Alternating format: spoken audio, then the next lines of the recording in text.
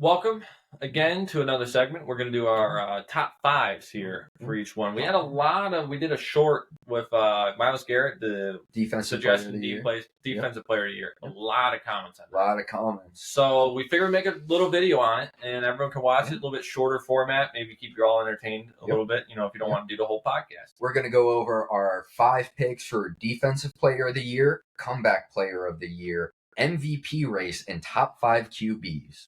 Kind of a hot list. It's a hot list. We are week 10. We are week 10. So this is mid-season list. Of course, by the end of the season, we're going to have another video about who we think right before the awards. So we'll see how close we get this year. Yeah, I agree. So I'll start off DPOI. Oh, we're going to start off DPOI. I don't know. I have a hot list, so I think I'm going to go. So I'll start right off. Obviously, I'm going Myles Garrett. Okay. Myles Garrett has been a freak of nature. Okay. And this is not dogging anyone else in the league right now. Just Myles Garrett has been an ultimate game changer. Mm-hmm. I get he doesn't always have the most tackle numbers. And, if you account that for a huge percentage of like a, stat line for DPOI. But I'm going Myles Garrett. Mm-hmm. I do love Max Crosby this year. Okay. Max Crosby has been elite. Okay. You have TJ Watt, number 3. Okay. And then you have Micah Parsons, who I think can if he picks up a little more steam again. Okay. He started off hot, slowed down a little bit, but I think if he finishes strong, this one's going to be a shocker, I think. All right. Daniel Hunter. I like it. He's leading the league in sacks. I like it a lot. Let me read the stat line for you. Why I think he's my sleeper pick for Defensive Player of the Year. It sucks that they don't have a playoff team probably, that he won't get enough our position. But listen to this. 48 total tackles. Yep. 11 sacks, tied for Myles Garrett for number 1. 14 tackles for losses. Yep. 2 passes defended, and 3 forced fumbles. All right, I like that. Now, let me read you just Myles Garrett's real quick. I think Myles Garrett still is more game-changing than Daniel Hunter, but Myles Garrett has 28 tackles, 11 sacks, 9 tackles for losses, 2 passes defended, 4 fumble recoveries, 1 fumble recovery, or 4 forced fumbles, 1 fumble recovery. Okay. It doesn't account for QB pressures. I don't have that in my stat sheet. Yep. But that's my top 5. All right. Daniel Hunter is my sleeper pick. No one's talking about him. All right. But I think he's been quietly one of the best defensive players in football right now. All right. I like that list. Thank you. I'm ready for yours because you said you had some hot takes. I do have a hot take. Number 1 defensive player of the year for me. Daniel Hunter. Okay. Daniel Hunter over Myles Garrett. Daniel Hunter has 14 tackles for loss, tied for first in sacks.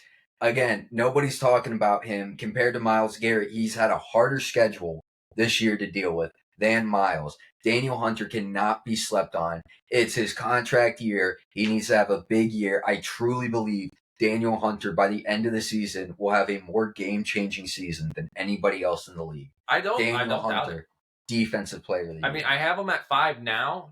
He's my number 1 so far. He's almost my number 3. He is my number 1 at the moment. Number 2, Myles Garrett. Okay. When you're leading the league in sacks, when you have as many forced fumbles and fumbles recovery, one of the big reasons I have him at number 2 is because statistically he has been double teamed more than any defensive player this year. And when you're double teamed and you're still tied for first, leading the league in sacks, it's mind-bending how good that is. You can't, no matter who you have on your team, they're not getting double teamed like Myles Garrett, and Myles Garrett is still outperforming everyone with the exception of Daniel Hunter. Okay. Number 3, Max Crosby. Good choice. Max Crosby, again, he's having a silent season. I mean, a lot of people know how good he is. He is an absolute bull. He's number 4 in the league with 9.5 sacks, only behind Daniel Hunter, Myles Garrett, and TJ Watt. Yep. He has the second most tackles for loss at 13 behind Daniel Hunter. And he does have the most QB pressures in the league with 53. When you have stats like those, you can't not be in the top 3 conversation. No, definitely. Again, number 4, I think I gotta go with TJ Watt. Good choice. You know what? TJ Watt, number 3 with 10.5 sacks. He's just dominant. Now, if you take away the holding calls against him. If you take away the holding calls against him and all of that, this is a completely different conversation. But the way the season's panning out, it is the way the season's panning out. You can't You can't really get past it. Now let me see who I have over here. I honestly, this is gonna shock you. I think my number 5 spot is tied between Khalil Mack and Josh Allen. Okay, all right. Yeah, I don't think Parsons is going to be in it. You know what? They're both tied for 5 or at number 5 for sacks in the league with 9, just behind Max Crosby. You know, those two, they're anchors on their defenses. Khalil Mack has been absolutely electric this year, coming alive. Josh Allen has been nothing but dominant for that Jacksonville defense. Yeah. And again, Micah Parsons is number 6. He's my honorable mention. But you know what? That Giants game you just had, when you have a game like that and you have a player like Micah Parsons and he's not making headline news with how good he did against, you had Seahawks players having better stat lines than Micah Parsons against the Giants. And when that's the case, you know, you can't really be in that conversation yet. So I think that will be my top 5. Daniel Hunter, Myles Garrett, Max Crosby, T.J. Watt, and then Josh Allen and Khalil Mack tied for 5th. I think those guys are really electrifying the field in every single way. But Daniel Hunter, DPOY for me.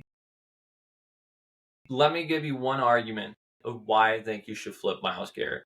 And I know you all want to talk, and I saw the comments. Let's hear the Browns fan talk about why the Browns player is so good. Let me ask you this question, and this goes to T.J. Watt as well. And there was a comment about that where, you know, as a Steelers fan, he didn't agree that there's a number 2 in the league. I think there is a 1-2 punch in the league.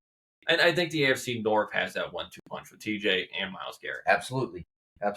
Let me ask you, did Daniel Hunter himself win a game? You know, I don't watch enough Vikings games to be able to tell you that. But when you have 11 sacks in the season and the most tackles for loss, and I love Daniel Hunter. He certainly is not a game changer. But I'll say it like I've said it again. Myles Garrett has changed games.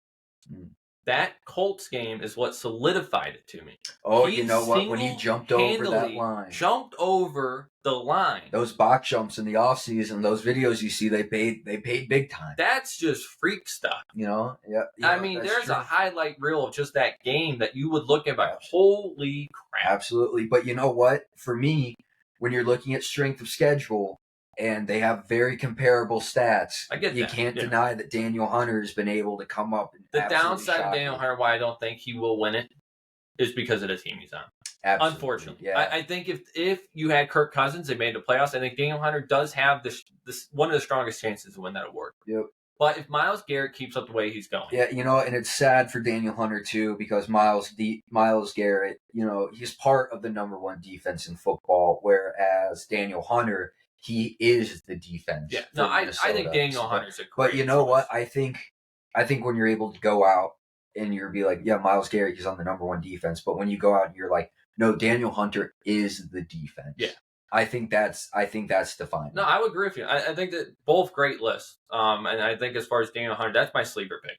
He's my number 1. I know I have him at 5. I think my sleeper pick is Josh Allen. My list is very tight. And to me, Mika's right in that borderline of keeping him there, but I know what Mika can do. That's why he's my number 6. That's why, you know, the only reason I'm keeping him at 4. He just hasn't been as, I guess the word I'm looking for is flashy. He just hasn't been as dominant, as prevalent as those top 3 guys I mentioned. You're not wrong. Yeah, I think that, and you know what? Again, when you have Seahawks guys getting more sacks than you versus the Giants, versus an arguably worse line than the Seahawks faced, versus a 3rd string QB, and you're really not going to make anything happen, that's very defining for me. Yeah. You know what I mean? And arguably, I think both lists are very good. I think if Mika goes back to where I think Mika should be, that's fine. Yeah, you know what? Again, you can't take anything away from Mika. Yeah. Elite player. He's just outstanding in every capacity. But I think this season, there are just guys going above and beyond where Mika's just not going yet. These guys are in the deep. He was a favorite for a while. He was a favorite, but these guys are in the deep end of the pool. Yeah. Mika's right there in the middle. Daniel Hunter doesn't even have any recognition for being in that. No, not at all. You see TJ, you see Max, you see Parsons, and you see Garrett. Yeah. Daniel Hunter needs more recognition. He absolutely does. He is just, it's sad because for what he's able to do, honestly, he's like the Vincent Van Gogh of the league. He probably won't be appreciated until he's gone, until people go back and look at the season and are like, how is this guy not just absolutely exploding onto the scene and his face is everywhere? Yeah. And, until he's gone or on a different team, people aren't gonna recognize it. And just the finishing touch on it, mm-hmm.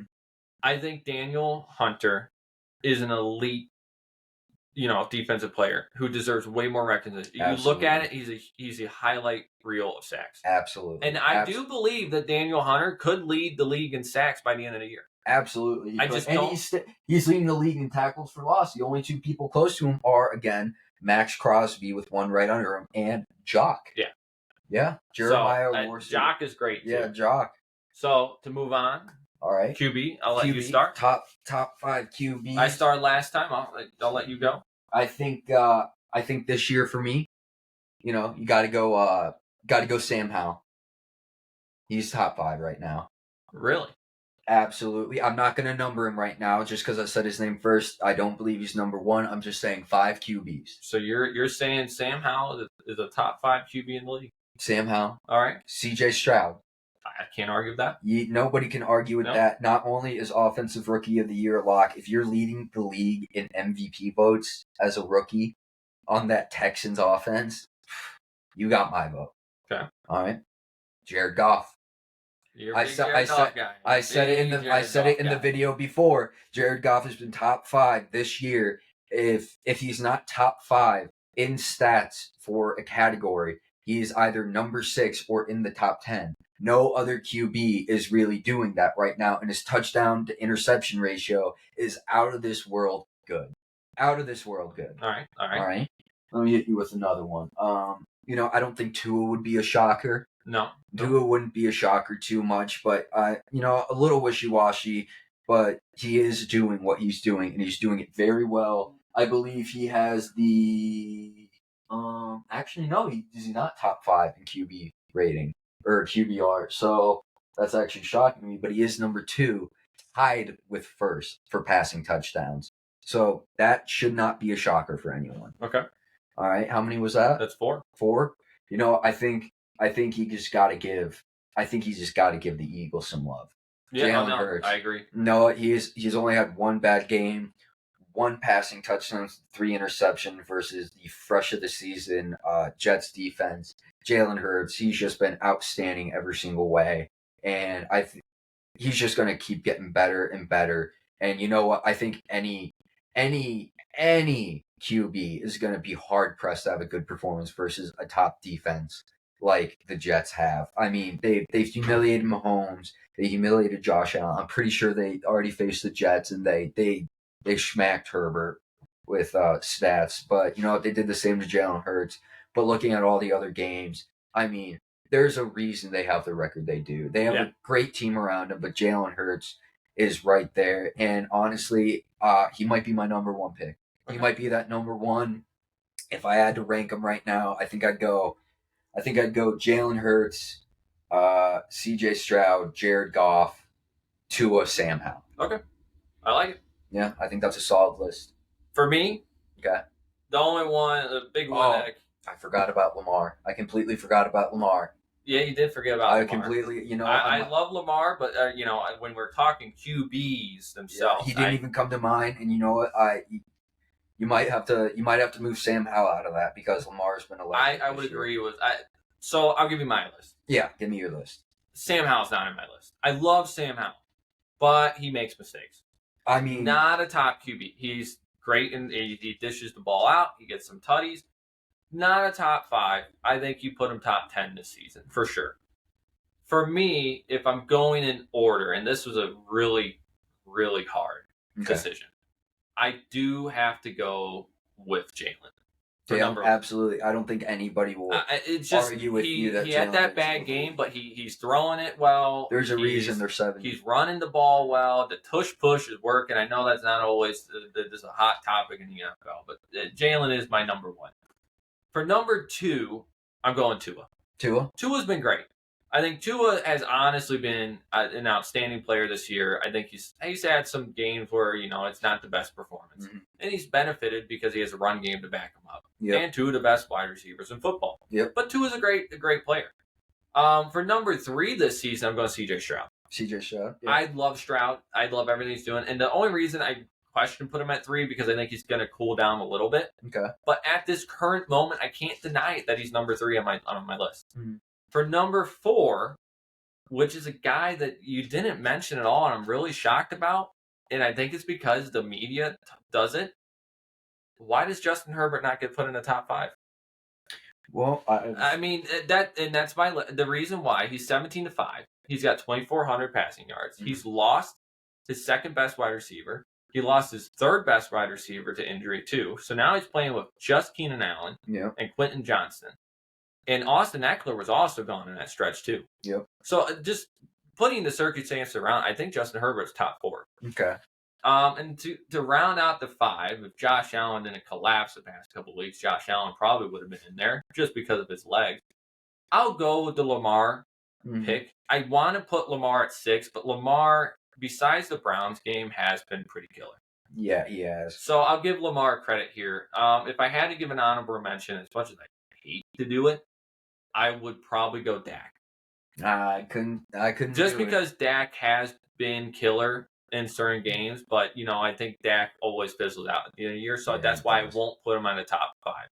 But that's mine. I mean, if I say it again, it's going to be Jalen Hurts, Tua, C.J. Stroud. Then we have Justin Herbert and Lamar Jackson. Good 5. Good 5. So let's move on to. You want to do MVP? We go MVP. We might stay where we're at here with a little bit of conversation because QBs. I'll start. All right. It's a tough call. It is a very tough call. If C.J. Stroud continues the way he continues, yes, I could see him garnishing votes. He won't win it though. I don't. It'd be because the team he's on. Yeah. I'm gonna go with Jalen Hurts. I think Jalen Hurts is gonna have a great second half. Yep. So I'm gonna go Jalen Hurts here. If I had to go number 2 on that list, Tua. Okay. Because I believe Tua has been great, and I think Tua's had a couple cool down weeks, and I think he could heat back up again. I think they want to break that cliche that Miami starts hot and then kind of fizzles out. Yeah. I think he's going to try to come back and really ramp it up. Plus, they're getting the running backs back to order. Yeah, Arcane's coming back. Yeah, they're getting healthy. And then I think just for me, I'm just going to do 4. I don't really have a 5th pick. For number 3, just because I think he can have a killer second half of the season, and I know everyone hates when it's in conversation, it's Patrick Mahomes. Patty. He's always in the conversation. If Patty comes back to how he should be, Patty's at my number 3. Number 4, and I'll switch it off of QBs. I will put the honorable mention out there right now. If Justin Jefferson was not hurt, I think Justin Jefferson would be top 2 on my list for MVP. He was averaging 114 yards a game. I think he could have had it. But I'm going to go with Tyreek. That's a good one. That would be mine. I would, if I'm doing it again, it's going to be Jalen. I'm going to be Tua, C.J. Stroud, and then Patty. All right. And Tyreek. Yep. That would be my list. Well, let's move on to mine. I think I'm gonna follow you at number 1, Jalen Hurts. There's just no question about it. It's hard to argue. It's hard to argue about it with how stellar he's been.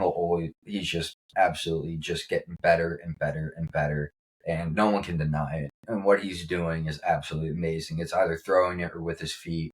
He is just a QB that you just say wow at. Yep. All right. I'm going to go C.J. Stroud at number 2. Okay. When you're having a rookie campaign the way you are, when you have big wins like you are, you're leading last-second drives, you're playing every second of the clock.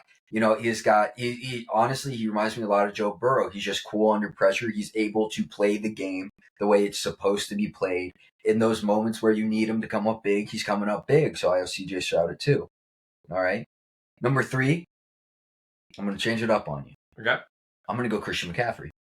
Good choice.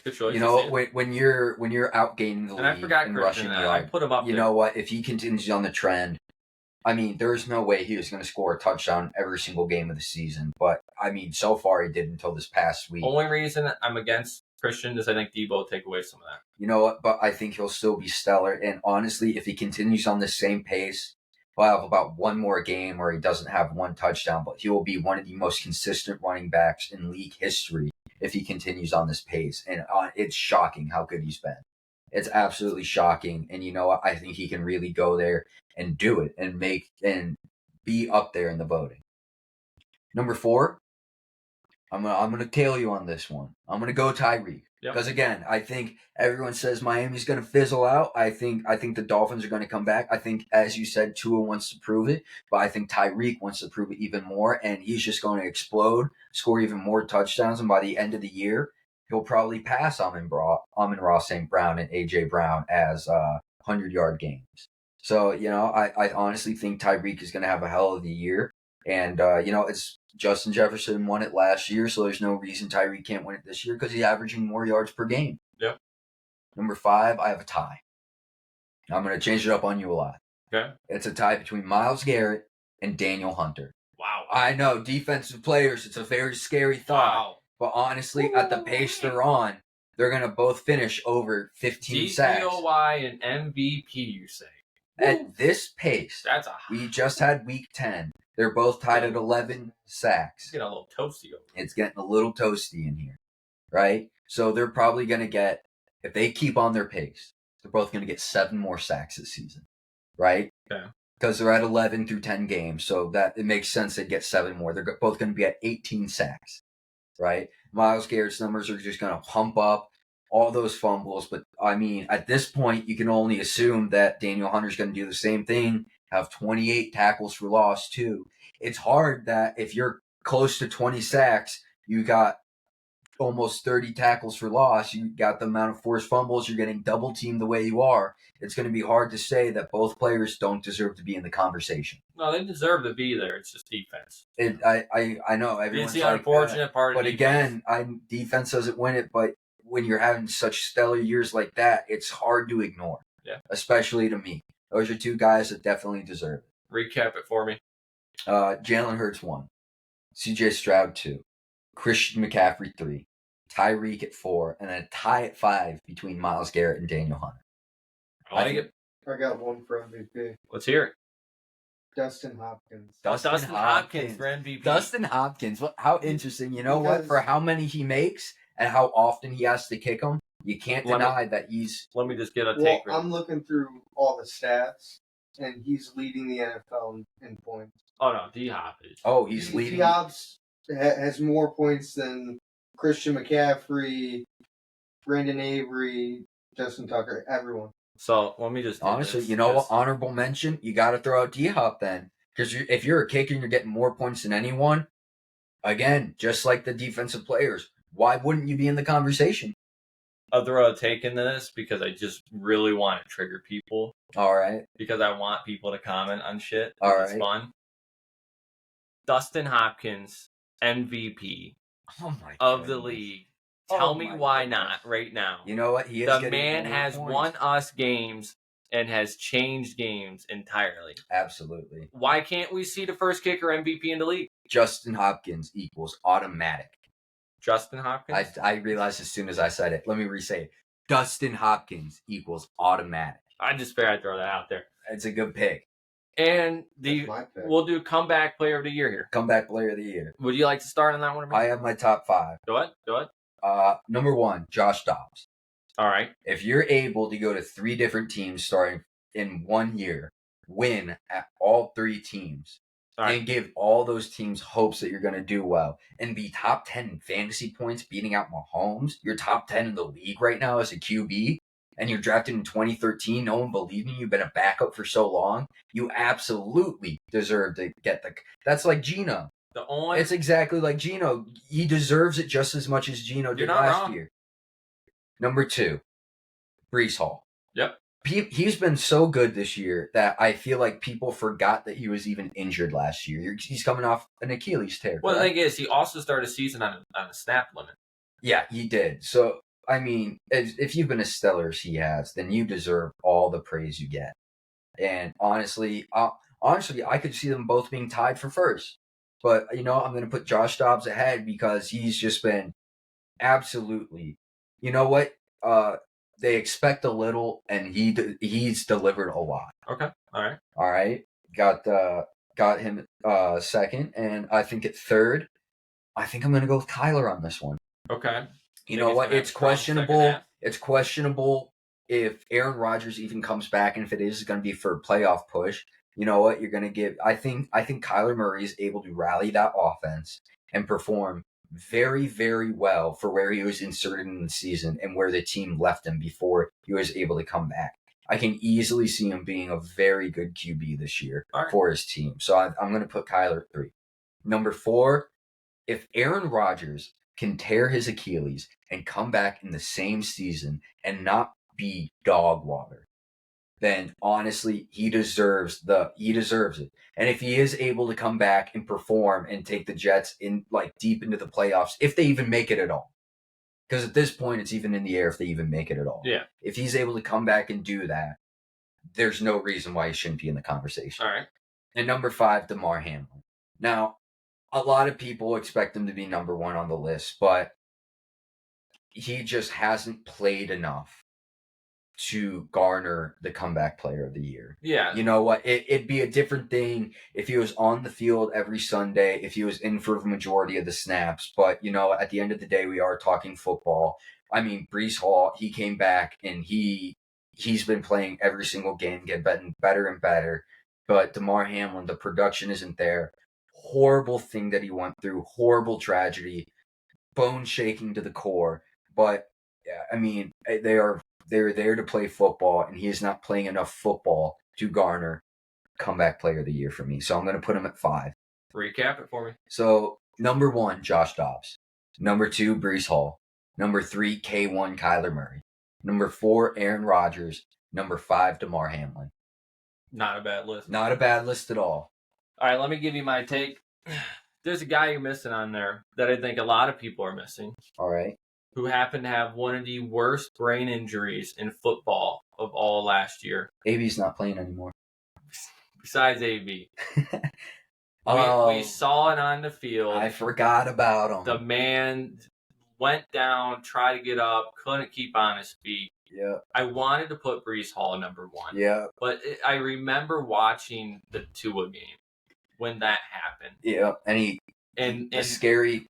It talks about him not even being able to play football again, and to come back out and be on my list for MVP, I think Tua deserves comeback. I completely forgot. You know what? It's one of those things just like Breece Hall. He's playing so well this year that you forget he was even injured. Yeah. And I'm one of those people. I completely forgot about him. So I'm going to put Tua at number 1. Number 2 is Breece Hall. Yep. If I'm going number 3, it's more for the fact of what happened. It's not that he's played a lot of football. You were just talking about Damar Hamlin. Mm-hmm. I think he gets the vote at number 3 because of what happened and the severity. I think the stadiums, whenever he's out there, it's an electric. Like when he's out on the field, Mm-hmm. if you see him in the game, you saw what happened when he went back to the Bengals. Like he got standing ovation and everything. Mm-hmm. It hasn't happened like that in the NFL. Mm-hmm. So I think he has to be at least top 3. Mm-hmm. If I'm going to go to 4, I like the Joshua Dobbs story. I think Joshua Dobbs definitely deserves to be in a conversation if he keeps up the way he is. Number 5, I'm torn on number 5 because I can't put anyone in there that I can say is on the same level as those 4. Yeah. I mean, if I had to, I'd like the Aaron Rodgers story. Yeah. Aaron Rodgers, to me, you look at it, technically, what's the qualification for that comeback player of the year? Because, TJ was gone for a good chunk of the season. So, TJ technically was gone for, I think, half the season. So you could kind of count him in that conversation. Yeah. He's leading the league almost and stuff. I mean, he's great. I don't have a 5th pick right now. No? I don't think there's many people that are on that level. Not even Kyler? I'm not. I don't think Kyler's going to have that good of a second half. Okay. I think he'll be there, but I don't think he only was able to get started now. It's a little late, and unless he comes out and somehow turns the Arizona Cardinals into like what looks like a playoff team, then I'll put Kyler on that list. I'll put Aaron Rodgers at 5 just because if he's able to do that, that's just freaky. Yes, that is. I'll give you that. Yeah. And I think that would be my top 5. Okay. So I think if I were to recap it here, let's hear it. it's going to be Tua. Yep. Going to be Breece Hall. Yep. DeMar Hamlin. Joshua Dobbs. And Aaron Rodgers. All right, that's a good list. I like that list. And I think that about sums it up. Yeah. Any other kind of crazy little take you want to make on any tops? You know what? I can give my prediction for next year's comeback player of the year. Oh yeah, Nick Chubb. Oh, you know what? I think that's a lock. Yeah, I'll lock it in now. I'll lock it in now. To our man out there, Nick Chubb. Yeah. Heard the update on the second surgery today. Oh. And I think at this current moment, I think Nick Chubb is going to be comeback player in the year next year. It'd be shocking if somebody else were to do it. But you never know. But that's where I'm at. So. Yep.